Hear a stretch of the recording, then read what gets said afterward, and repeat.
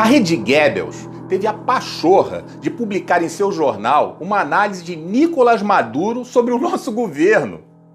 Para quem não sabe, Maduro é o ditador da Venezuela, condenado por narcotráfico nos Estados Unidos e que destruiu seu país, como Lula começou a fazer aqui.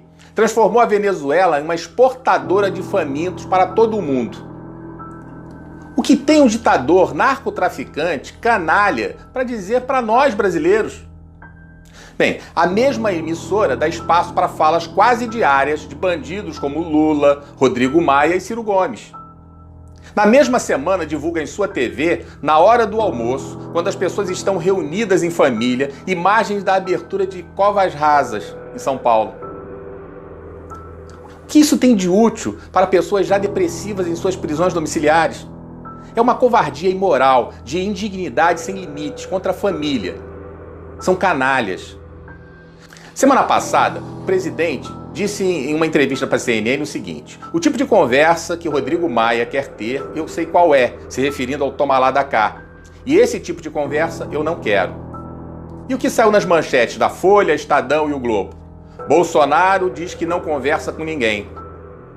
Jornalistas da Globo, Folha e Estadão fazem parte da mesma matilha. Está mais que comprovado que essa emissora tem nada de bom a oferecer. Muitos têm me perguntado por que eu me refiro à Rede Globo como Rede Goebbels. Bem, é um trocadilho com o nome de um nazista. Paul Joseph Goebbels foi um político e ministro da propaganda na Alemanha nazista. Para Goebbels, a propaganda jamais apela à razão, mas sempre à emoção e ao instinto. Para ele, uma mentira contada 1000 vezes torna-se verdade. Já deu para sentir a sujeira da Globo, né? Pois bem, a Rede Globo é nesse nível de sordidez e precisa ser combatida. Porém, não é tão fácil desarticular essa máquina de propaganda. Existe uma estrutura poderosa voltada para influenciar no seu comportamento. Desde aquilo que você deve comer, os eletrônicos que você deve usar, o carro que você deve escolher e, principalmente, a política que convém para eles. Eles têm os políticos deles. Se não for os deles, demonizam, trituram, espremem. Lhe enfiam por todos os seus orifícios a propaganda política, nos jornais impressos de TV, nos shows de auditório como Faustão e Hulk, no Big Brother e até em novelinhas aparentemente inocentes como Malhação e programinhas matinais como a Fátima Bernardes. As mensagens subliminares da Rede Goebbels, evidentemente, são usadas diuturnamente para influenciar você, sem limites éticos ou morais. Estabelecem uma estratégia sórdida para sua grade de programação que cumpre o compromisso de não informar e de manipular sem dó. Por exemplo, escolhem um inimigo por vez, ignoram os outros e se concentram em um até acabar com ele, como fazem com Bolsonaro. Inventam que as redes sociais são um problema público, criam o fetiche das fake news e afirmam que a vítima de ataque se defendeu usando ardis como robôs e fake news. Tudo que não lhes convém dizem que é falso. Mas são eles que produzem grande parte das mentiras que se propagam. Atribuem todos os males sociais a esse inimigo. A pandemia não é culpa da China. A China é inocentezinha. O genocida não é o Partido Comunista Chinês, nem a OMS e suas trapalhadas. O genocida é Bolsonaro. Exageram as más notícias até desfigurá-las, transformando um problema em 1000 problemas, criando assim um clima de profunda insegurança e temor. Até que você se pergunte, meu Deus, o que vai acontecer? Transformam tudo numa coisa torpe de má índole. Tentam enfiar em sua cabeça que ações do inimigo deles são vulgares, ordinárias, fáceis de descobrir. Bombardeiam incessantemente seu alvo com novas notícias para que você não tenha tempo de pensar, pois está sufocado por elas. Discute a informação com diversas interpretações de seus especialistas, mas todas contra o inimigo escolhido. O objetivo desse debate é o do receptor não perceber que o assunto interpretado não é verdadeiro. Oculta toda a informação que não seja conveniente. Estão contra a família, em sua Malhação, no Big Brother, nos jornais, tentando ditar o comportamento e um comportamento libertino. Mas boa parte da população está acordando. Eles distorcem, tiram de contexto e são máquina de propaganda dos corruptos. Não se trata de Bolsonaro, trata-se de interesses financeiros. Ainda sangram os cofres públicos, mas existe hoje um controle. O governo federal se tornou um empecilho para eles. Os ladrões têm seu braço político com o Maia e Alcolumbre no Congresso, o braço judiciário com Toffoli no STF e a propaganda capitaneada pela Globo.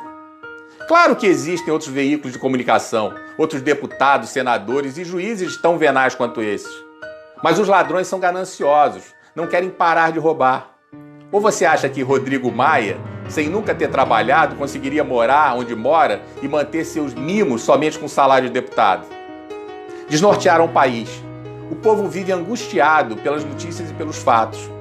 O STF, desrespeitando a Constituição e delegando poderes a governadores para impedir o direito de ir e vir, ameaçar a propriedade privada, prender cidadãos decentes, vomitar discursos autoritários, superfaturar e roubar impunemente.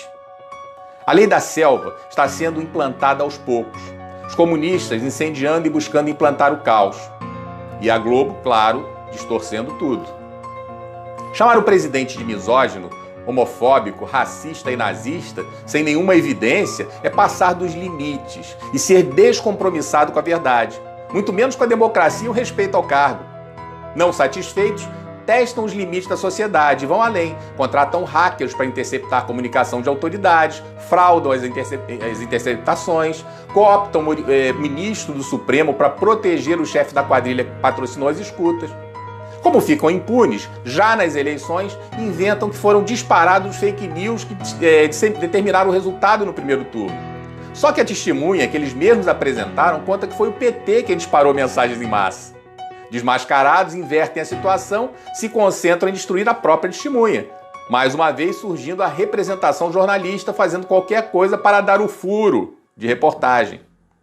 Fazem ligação para a esposa do filho do presidente se fingindo de cliente para invadir a privacidade da relação profissional-cliente. Especulam, tentam e nada conseguem além da própria máscara que cai. Devassam a vida da família da primeira-dama e publicam fofocas sobre mãe, avó, irmão. Fazem o mesmo com os irmãos do presidente. Diariamente especulam sobre os rendimentos do filho, Flávio, e ignoram o milionário movimento do presidente da Alerj, blindando-o.